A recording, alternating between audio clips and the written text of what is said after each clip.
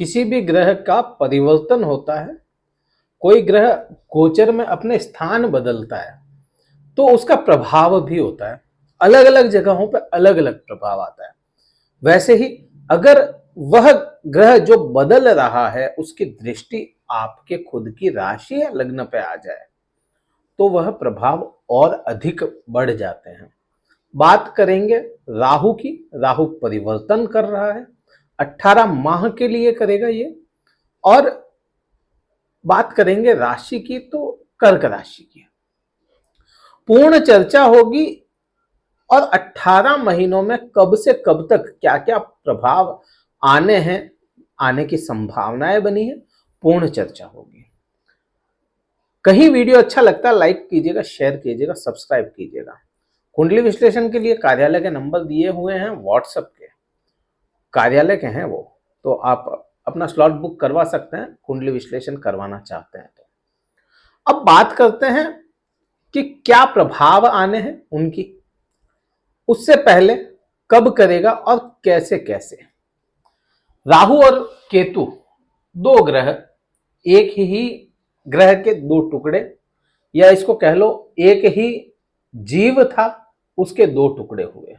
एक ही असुर था, मस्तक जो हुआ वह राहु बना और शरीर का जो बॉडी पार्ट था या आप कह लो कि धड़ था वह केतु हुआ। राहु की बात करेंगे। राहु आपके कर्क राशि के नवम भाव में आएगा। इससे पहले मेष राशि में था। मेष राशि आपके मित्र ग्रह की राशि हो जाती है। मित्र ग्रह मीन्स मेष के स्वामी मंगल होते हैं और आपके मित्र ग्रह की राशि होती है, आपके पंचमेश की राशि होती है, तो आपके लिए वह चीज अच्छी राशि होती है। लेकिन वहां पे राहु था, राहु खुद उस अवस्था में था। और विशेष आपके लिए कर्क राशि वाले जातकों के लिए राहु बहुत अच्छा ग्रह नहीं है, क्योंकि चंद्रमा और सूर्य इन दो ही ग्रहों की वजह से राहु केतु का निर्माण हुआ, तो यह ग्रहण लगाने की क्षमताएं रखता है। और जब भी देखता है या इनके विशेष प्रभाव आप कर्क राशि और सिंह राशि वाले जातकों को विशेष पड़ते हैं। कर्म क्षेत्र में आपके राहु था 18 महीने, तो आपने महसूस किया कर्म को लेकर के परेशानियां, आपको वाणी को लेकर के आपको परेशानियां, आपको सुखों से लेकर के परेशानियां। सुख आपकी थाली में परोस के दे दिए गए लेकिन उसका भोग ना कर पाए आप। आपके सामने सुख आए लेकिन नहीं कर पाए, उस किसी भी कारण से हाथ में आई हुई चीजें निकलती हुई चली जाएं। ऐसे बहुत सी संभावनाएं थी। और विशेष तौर से पैसों को लेकर के अगर बात करें तो मनी मैनेजमेंट पूरा टूट गया, मनी मैनेज नहीं कर पाए। यह सारी संभावनाएं थी, अब वह तो कम हो जाएंगी। कर्क राशि के लिए पहले एक वीडियो बनाया है कि राहु क्या प्रभाव देगा चेंज होकर के जिस भाव में बैठा था वहां से, तो इसका आप देख सकते हैं। अभी बना रहे हैं जहां आएगा वहां से क्या प्रभाव देगा। मीन राशि में आएगा, आपके भाग्य स्थान में राहु आएगा। अब राहु को यहां पे समझना होगा और कब कब कैसे कैसे प्रभाव लेकर के आएगा उसको समझें। एक राशि में 18 महीने विचरण करता है, लेकिन 18 महीने ये तो है नहीं पूरे के पूरे खराब हो, या 18 महीने ये है नहीं कि पूरे ही अच्छे हों। इसमें नक्षत्रों का बड़ा योगदान होता है। एक राशि में जो मीन राशि की ही बात करें तो मीन राशि में 2.25 नक्षत्रों की यह राशि कहलाती है, या इसमें 2.25 नक्षत्र ही होते हैं। एक नक्षत्र में 4 चरण होते हैं, तो 2 तो पूरे नक्षत्र हो गए और एक नक्षत्र का एक चरण इसमें आया है। अब कब से कब तक का प्रभाव रहना है। आपके जो यह परिवर्तन करेगा मीन राशि में, यह 30 अक्टूबर से 18 मई 2025 तक यह यहां पे विचरण करता रहेगा आपके नवम भाव में, आपके भाग्य भाव में। और यह जो नक्षत्रों की बात करते हैं तो रेवती नक्षत्र में 8 जुलाई 2024 तक रहेगा। 30 अक्टूबर से 8 जुलाई 2024 तक यह रहेगा। उसके पश्चात 8 जुलाई से यह परिवर्तन करेगा उत्तरा भाद्रपद नक्षत्र में, 16 मार्च 2025 तक, और अंतिम जो रहेंगे 3-4 महीने वह रहेगा गुरु के नक्षत्र में, पूर्वा भाद्रपद नक्षत्र में, 18 मई 2025 तक। 16 मार्च से 18 मई 2025 तक।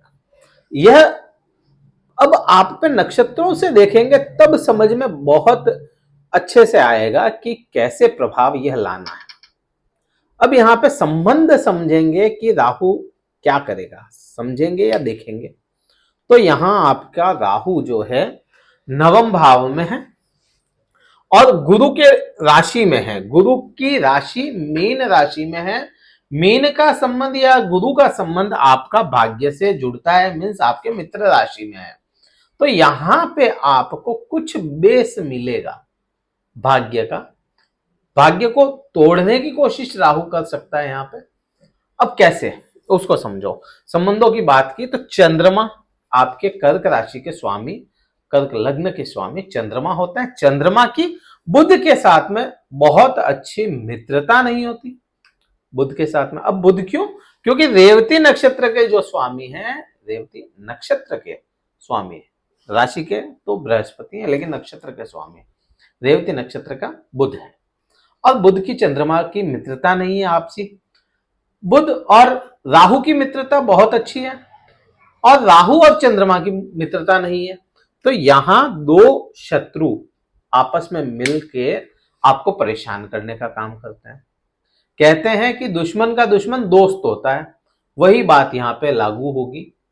तो यहां आपको सीधा सा समझ में या सीधा सा आप पे इफेक्ट जो लेकर के आएगा यहां पे 30 अक्टूबर से 8 जुलाई तक का समय बहुत ज्यादा अच्छा नहीं है। अब 30 अक्टूबर से यह परिवर्तन करेगा तो 2.5 महीने, लगभग 2 से 2.5 महीने का जो समय रहेगा, तब राहु बहुत ज्यादा बलवान नहीं होगा, या राहु बाल्यावस्था, मृत अवस्था में रहेगा, बुजुर्ग अवस्था में रहेगा। तो यह आप पे प्रभाव नहीं लेकर के आएगा उतना जितना लाना चाहिए। उसके बाद में राहु का प्रभाव रहेगा। उसके पश्चात की अगर बात कर लेते हैं तो यहां शनि हो जाते हैं। उत्तरा भाद्रपद नक्षत्र जो है वह शनि के अधीन आता है, शनि उसके स्वामी होते हैं। अब शनि का संबंध भी चंद्रमा से बहुत अच्छा नहीं है। तो यहां पे फिर वही बात आ जाती है कि यहां पे फिर वही परेशानी वाली बात है। पश्चात अंतिम समय जो होगा, अंतिम के 18 मई तक, 16 मार्च से 18 मई, 16 मई 2025, 16 मार्च 2025 से 18 मई 2025 तक का जो समय होगा वह आपके फेवर में रहेगा, बहुत अच्छे फेवर में रहेगा। तो यहां आप, यह चीज तो अपने को समझ में आती है। इफेक्ट कैसे लाएगा या क्या लेकर के आएगा उसकी अगर बात करें तो यहां पिता से वाद विवाद आपका थोड़ा बढ़ सकता है, पिता से दूरियां बढ़ सकती है, पिता का स्वास्थ्य थोड़ा खराब हो सकता है, तो उसका विशेष ध्यान रखना पड़ेगा। कर्क राशि के लिए भाग्य में बहुत ज्यादा फ्लक्चुएशन रहेंगे, बहुत ज्यादा फ्लक्चुएशन आएगा इस समय में। पूरे ही 18 महीनों में अगर बात करते हैं तो 18 में से लगभग 12 महीने, 1 साल का समय रहेगा, उसमें फ्लक्चुएशन बहुत ज्यादा आएगा भाग्य को लेकर के। धर्म से आपकी दूरियां बढ़ती चली जाए, आप जिसे भी मानते हैं, जो भी आपके मन मस्तिष्क में धर्म बसा है, उससे थोड़ी दूरियां बढ़ सकती है या उसकी वजह से परेशानियां बढ़ सकती है। 1 साल का यह समय रहेगा आपके लिए। यहां से अगर आप उच्च शिक्षा की बात करें तो उच्च शिक्षा में भी आपको परेशानियां देखने को मिलेगी। हो सकता है आप जो भी पढ़ाई करते हैं या शिक्षा ग्रहण करते हैं, ज्ञान ग्रहण करते हैं, उसका 50% तक ही आपको समझ में आए, बाकी सारी बातें ऊपर से ही निकल जाए। तो ऐसा भी इसमें संभावनाएं बनती है। अब वही चीज को समझें कि बृहस्पति कहां बैठेगा इस समय में, तो वो और आपको क्लियर समझ में आएगा कि यह भाग्य कहां पे इफेक्ट डालेगा। भाग्य जो छूट रहा है या परेशान कर रहा है, वह आपको भाग्य, बृहस्पति आपके बैठा रहेगा मई बृहस्पति आपके मई तक, आने वाला मई 2024 तक आपके दशम भाव कर्म भाव में बैठा रहेगा, यहीं पे रहना है। तो कर्म से लेकर के आपको भाग्य में परेशानियां देखने को मिलेगी, सीधा संबंध यह बनता है। दृष्टि संबंध की बात करें, दृष्टि संबंध यहां पे जो होता है 5, 7 और 9, यह दृष्टि संबंध मिलते हैं। इन दृष्टि संबंध में आपको और भी वीडियो मिलेंगे, YouTube पे भी मिलेंगे, Facebook पे भी मिलेंगे, कई जगहों पे कर्क राशि के लिए मिलेंगे। तो वहां पे हो सकता है आपको बताया जाए कि बहुत अच्छा हो जाएगा, बहुत वो ऐसा ऐसा मीन्स आसमान के तारे तोड़ के लेके आ जाए, लेकिन ऐसा नहीं है। सीधा सा समझ में आता है, लॉजिक ही समझ में आता है कि कर्क राशि के लिए या चंद्रमा के लिए राहु बहुत अच्छा नहीं होता है, तो वो चीज यहाँ पे लागू भी होगी। आप किन्हीं सिंह राशि वाले जातकों से पूछें पिछला 1.5 साल कैसा रहा, वो अपने आप आपको बताएंगे। बात वो तक हो जाती है कि किसी को बताने के ना रहे, राहु जब परेशानियों में डालता है। और ये परेशान कब करेगा वो भी चीज को समझ लो। परेशान ऐसा नहीं है कि ये राहु डायरेक्ट आपके लिए बंदूक लेके बैठा है, आप आए और उड़ा दिया, ऐसा नहीं है। राहु आपके लिए परेशानियों का कारण तब बनेगा जब आपकी कुंडली में वह गलत पोजीशन में बैठा हो, राहु की महादशा या अंतरदशा चल रही हो, तो अंतरदशा तक भी यह परेशान करता है। तो वो चीज एक समझ में आती है। अब इसी को थोड़ा सा समझें आगे। अब यहां से आगे बढ़ते हुए अगर समझेंगे तो कर्क राशि या कर्क लग्न की बात ही कर रहे हैं, तो यहां पे राहु की दृष्टि आई, 5वीं दृष्टि मेन खुद कर्क पे आई। तो यहां राहु टेंशन बढ़ाने का काम करेगा, टेंशन बढ़ाएगा। और टेंशन भी छोटी छोटी टेंशनें देगा, अचानक से आएगी अचानक से जाएगी, ऐसी टेंशन है वो बढ़ाएगा। आज टेंशन, 2 दिन में बिल्कुल क्लीन, 10 दिन निकले नहीं वापस कोई दूसरी टेंशन आ गई, वो चीजें आपको हडल्स लाएगा, छोटे छोटे, बहुत बड़े परेशानियां नहीं, छोटे छोटे हडल्स। अब ये कैसे करेगा, इस काम कैसे करेगा, ये है, इसको भी समझो। जब भी चंद्रमा फास्ट मूविंग रहे, तो चंद्रमा 2.5 दिन, 2.25 दिन एक राशि में रहता है, एक राशि में रहेगा। 27, 28, 29 दिन का इसका गोचर होता है। आज अगर कर्क में है तो 28 दिन बाद, 29 दिन बाद में वापस कर्क में आता है।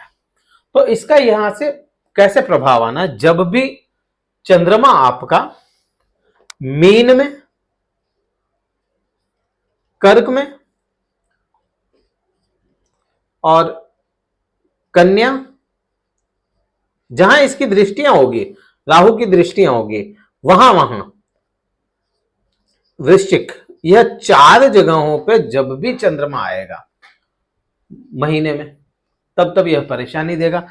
2.25 दिन, 2.5 दिन का यह समय होता है, तो 2.5 दिन इंटू 4 करेंगे, 12.5 दिन का समय, लगभग 13 दिन पकड़ सकते हैं अपन।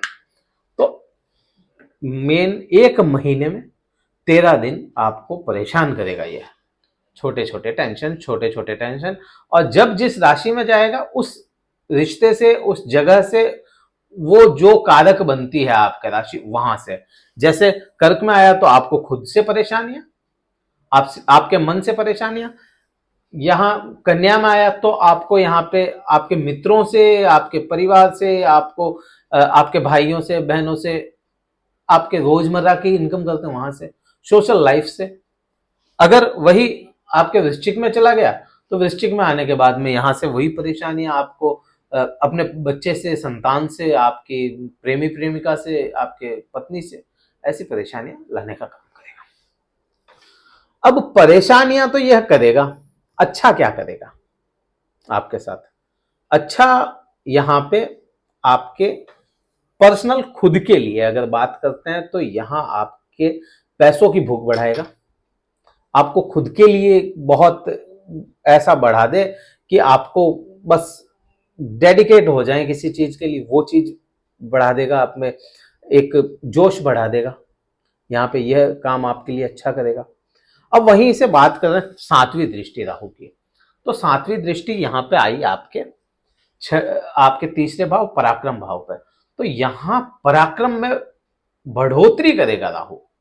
यहां पराक्रम में बढ़ोतरी कैसे करेगा कि क्योंकि यहां पे यह जो राशि है यह बुध की राशि है, तो बुध के लिए वह चीजें करेगा। अब यहां पे पराक्रम में तो बढ़ोतरी करेगा लेकिन फैसले गलत करवाएगा।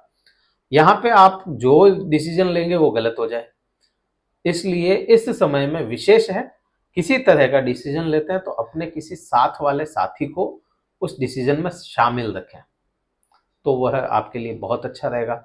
कोई हस्बैंड है अपनी पत्नी को शामिल रखें, पत्नी है हस्बैंड को शामिल रखें, अपने पार्टनर को किसी को शामिल रखें, माता पिता को शामिल रखें, भाइयों को बहनों को, अगर रिश्ते आपके अच्छे हैं तो उनको शामिल रखें। रोजमर्रा की इनकम आपकी बढ़ाने की कोशिश करेगा थोड़ी सी, क्यों वो ये बात हो जाती बुध के साथ है, यहाँ पे बुध की दृष्टि में है। बहुत ज्यादा प्रभाव तो यहाँ पे केतु का ही होगा, तो उसके लिए एक अलग से वीडियो आएगा। और क्या करेगा, नौवीं दृष्टि में, नौवीं दृष्टि आ जाती है संतान की जगह पे। यहां आपको संतान सुख या संतान से थोड़ी सी परेशानी, संतान को लेकर के परेशानी, या संतान आपको दिक्कत दे सकती है। यहाँ पे एक यह आप पे थोड़ा सा इफेक्ट आना है इसका।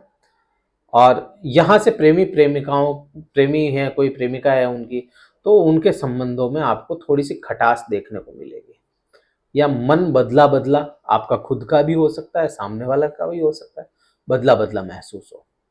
तो यह बुरे प्रभाव अधिक हैं, अच्छे प्रभाव कम हैं। यहीं से अगर बात करते हैं, यहीं से अगर कि क्या अच्छा हो सकता है, यहां से कोई बंदा अपनी पढ़ाई पूरी कर ली, इंटरव्यू दे लिए, सब कुछ हो गया, उसको जॉब मिल सकती है अगर राहु अच्छा हुआ। यहां से इंटरव्यू अच्छे होंगे आपके, यहां से आपका ड्रेसिंग सेंस अच्छा हो जाएगा, अगर दिखावा अच्छा हो जाएगा यहां से, अगर यहां से ही बात करते हैं दिखावा अच्छा कर दे आपका। अब ये तो है नहीं कि केवल राहु ही बुरे प्रभाव ला रहा है तो सभी बुरे हो, कुछ प्रभाव केतु के भी आने हैं।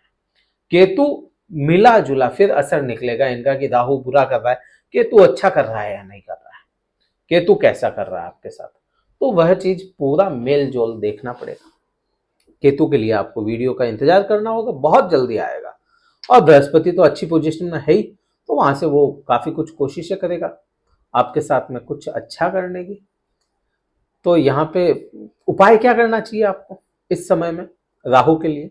राहु के लिए विशेष रहेगा भगवान शिव का अभिषेक करें आप, पर्सनल आपके लिए बहुत अच्छा रहेगा, भगवान शिव का अभिषेक करें। आप यहाँ पे मछलियों को दाना देने की कोशिश करें, अगर रोज दे सकते हैं बहुत अच्छा। आप सफेद कलर के कपड़े ज्यादा उपयोग लें यहाँ पे, ताकि वह शांति बने थोड़ी सी आप में।